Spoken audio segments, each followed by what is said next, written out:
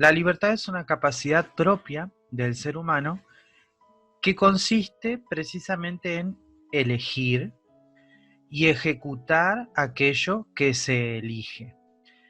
Habitualmente en lo cotidiano entendemos la libertad como la elección entre el bien y el mal, lo que se llama en moral libre albedrío, elegir entre lo bueno y lo malo. Pero la realidad es que la libertad es la capacidad de elegir el bien. El ser humano busca el bien, tiende al bien, y cada vez que elige uno, lo elige por sobre otros. Es decir, que en aquel momento que lo elige, es un bien mayor al resto de los bienes.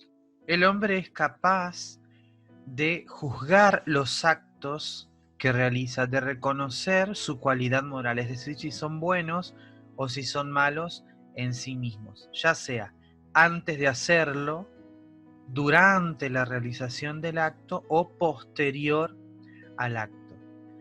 Y la conciencia moral se guía por una ley natural que está inscrita en el corazón del ser humano, es decir, que el hombre puede reconocer qué es bueno y qué es malo. El hombre, que es un ser libre, que es consciente de sus actos, sabe que los realiza y que tiene conciencia moral, es decir, que puede cualificarlos como buenos o como malos, puede seguir dos caminos en base a su libertad. Seguir esa ley natural que está inscrita en su corazón de hacer el bien y evitar el mal, de siempre buscar el bien y el bien mayor entre todos los bienes que tiene, o seguir la inclinación al mal. Para valorar un acto moral como bueno o como malo, tenemos tres fuentes de la moralidad. Primero tenemos que considerar el objeto, es decir, la materia del acto humano, el acto que se realiza, si es en sí mismo bueno o en sí mismo malo. La clave para determinar si una acción es buena o mala es si el objeto en sí mismo es bueno o es malo. Ya eso es suficiente para poder decir si un acto es bueno o es malo. Ahora, también es importante tener en cuenta la intención que se tiene al momento de hacer el acto, cuál es la finalidad con la que se realiza una acción, para calificarla también como buena o como mala. También es importante porque, por ejemplo, robar siempre es una acción mala, quedarse con los bienes del otro por la fuerza, violentando la propiedad privada, es un acto en sí mismo malo. Ahora, una acción buena como puede ser donar un bien material a alguien que lo necesita, en sí mismo es bueno, pero puede convertirse en malo si la intención es quedar bien delante de la sociedad, por ejemplo. Y las circunstancias son todas aquellas consecuencias que acompañan la acción moral y que ayudan a que sea más buena o menos buena, más mala o menos mala, y también gradúa la responsabilidad de quien lo hace, la atenúa o la aumenta. Por ejemplo, una persona que roba es un acto siempre malo. Su intención puede ser buena, pero el fin no justifica los medios. Y las circunstancias no hacen que ese acto de robar sea más bueno o se convierta en bueno, sino que puede atenuar la responsabilidad porque, por ejemplo, estaba en una situación de desesperación, o la puede aumentar si consideramos que era consciente de lo que estaba haciendo. Cuando el hombre elige hacer el mal, precisamente lo que elige es cometer un pecado. ¿Qué es el pecado? Como dice San Agustín, una palabra, un acto, un deseo contrario a la ley eterna, a la ley natural, a la ley de Dios. Por tanto, se convierte en una ofensa a Dios. Consiste en usar mal la libertad, en elegir un bien pero con una finalidad mala, o en elegir un mal en sí mismo, contrario a los mandamientos, es la guía que nosotros tenemos.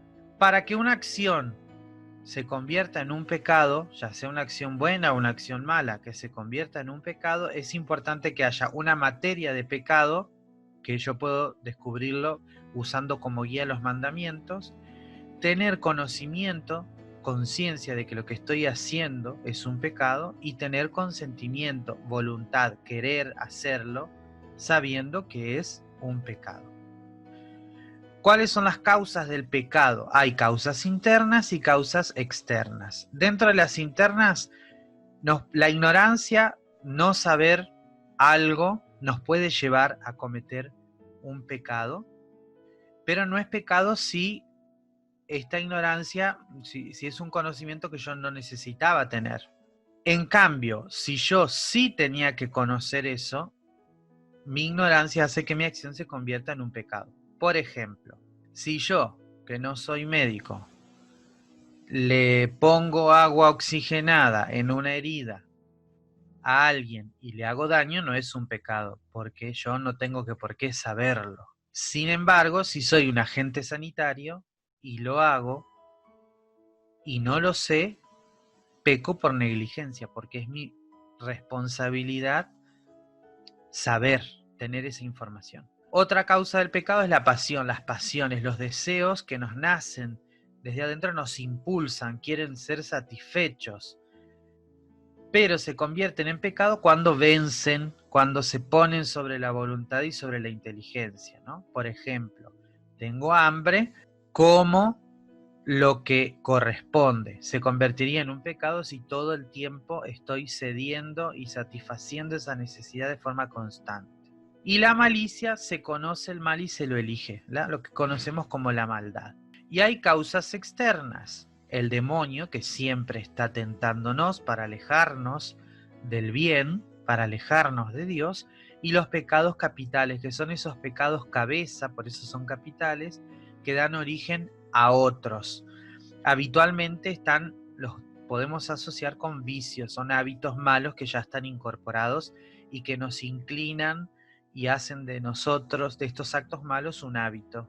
Los pecados, por lo tanto, pueden ser mortales si la materia, la acción que realizo es grave, la guía siempre son los mandamientos, y si tengo pleno conocimiento y pleno consentimiento.